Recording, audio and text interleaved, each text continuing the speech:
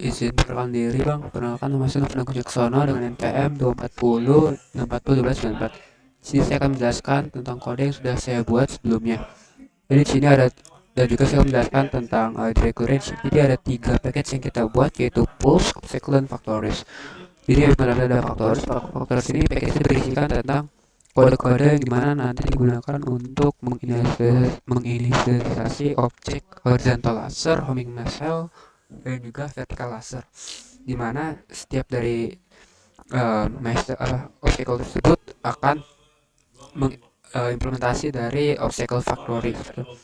Baik, di sini saya akan menjelaskan tentang homing missile creator dulu. Jadi homing missile creator ini digunakan untuk ketika kita ingin membuat sebuah homing missile.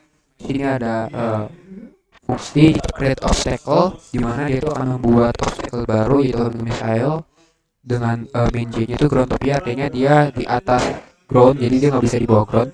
Lalu maxinya itu adalah layar paling atas dikurangan layar height, jadi dia setidaknya tidak keluar layar gitu. Lalu di sini saya random digunakan mini dan maxi, lalu bikin posisi yang sudah didapat yaitu spawn X dan juga random G, lalu kita bikin homing missile baru, lalu kita return objeknya yang telah dibuat itu homing missile.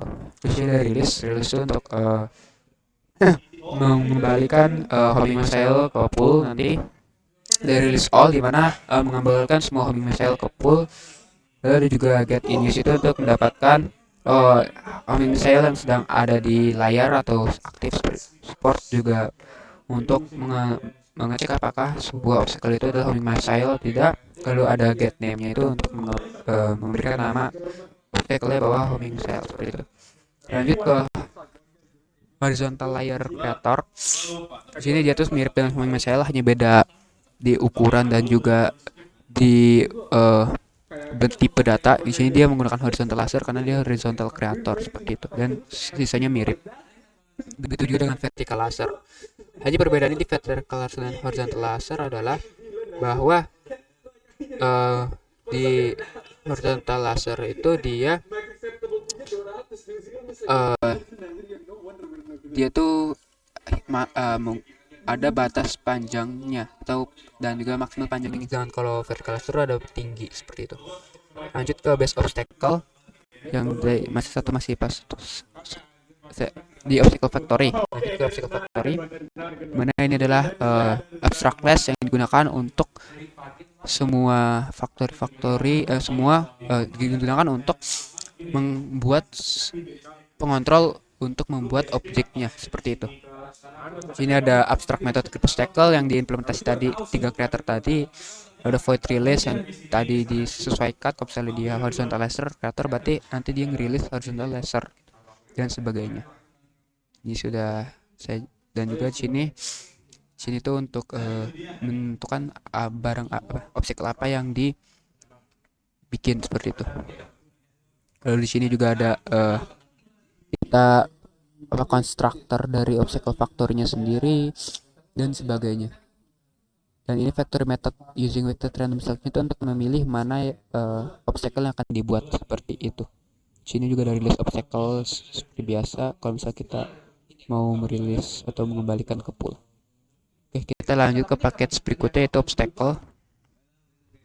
Jadi ada base obstacle. Base obstacle itu adalah abstract class yang berisikan beberapa abstract method, dimana digunakan untuk nanti dia tuh menjadi class dasar dari semua obstacle, yaitu dari obstacle homing missile, vertical laser, dan horizontal laser. Jadi itu pertama ada konstruktornya, yaitu menyetel posisi awal dan panjang. Juga di update collider itu untuk mengupdate apakah itu update collider itu untuk mengupdate nanti ketika dia ingin di collision dan sebagainya gitu.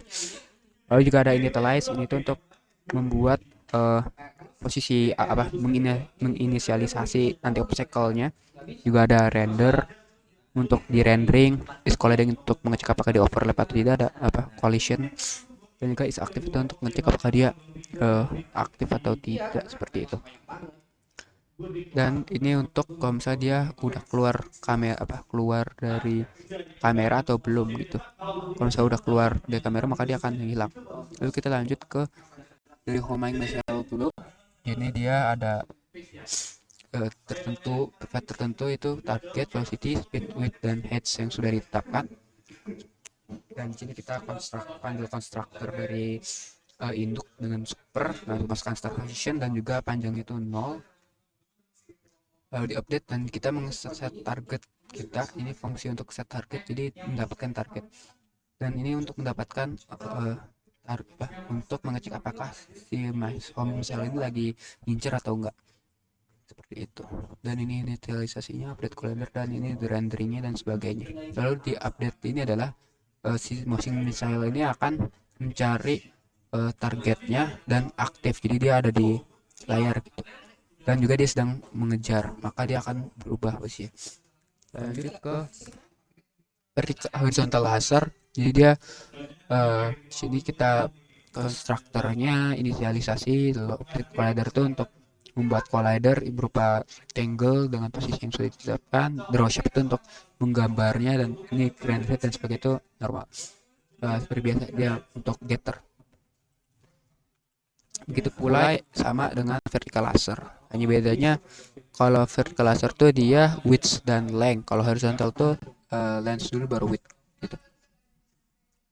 Kita lanjut ke package terakhir itu pulse. Di sini ada homing pulse, horizontal laser pull, object pull, dan vertical laser. Kita ke abstract class ini dulu, itu object pull yang menerima generic type, yaitu bisa diubah-ubah tipe datanya.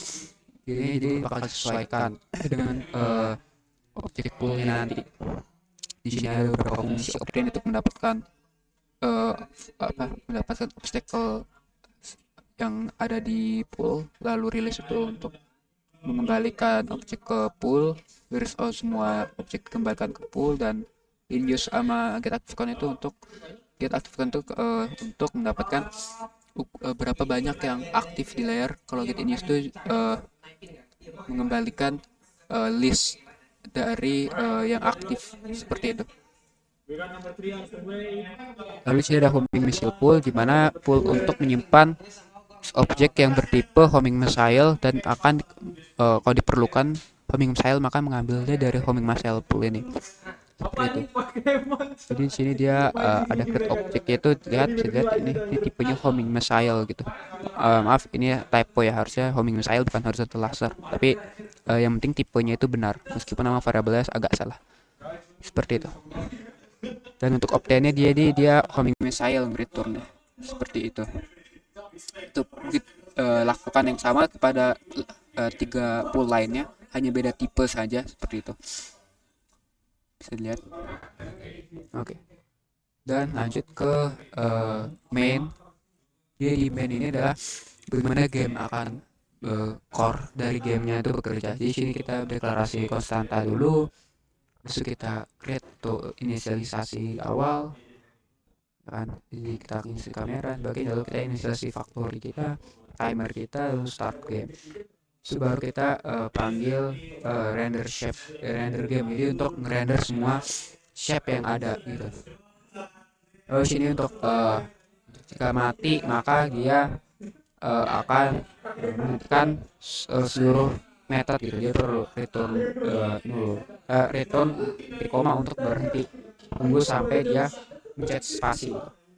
Lalu di folder untuk cek tapi lalu sini kita update untuk seluruh logika permainan kita yang akan di load secara FPS atau secara per detik per second, seperti itu.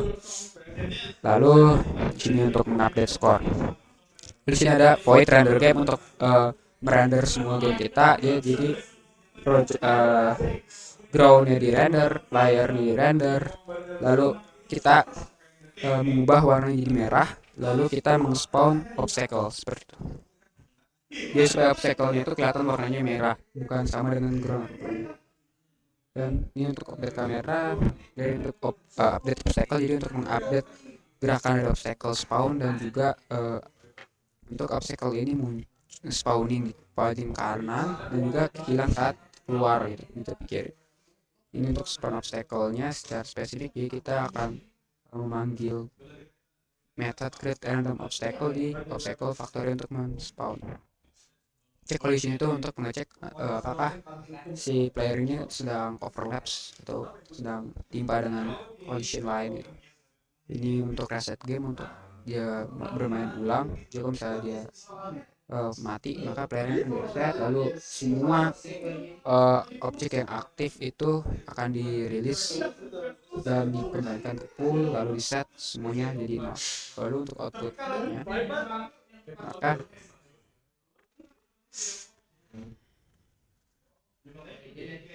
maka akan seperti ini, seperti itu.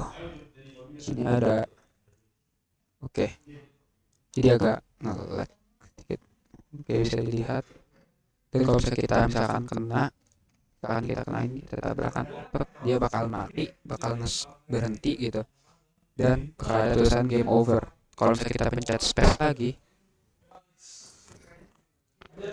maka gamenya akan mulai dari awal lagi, seperti itu. Itulah kurang lebih output ya.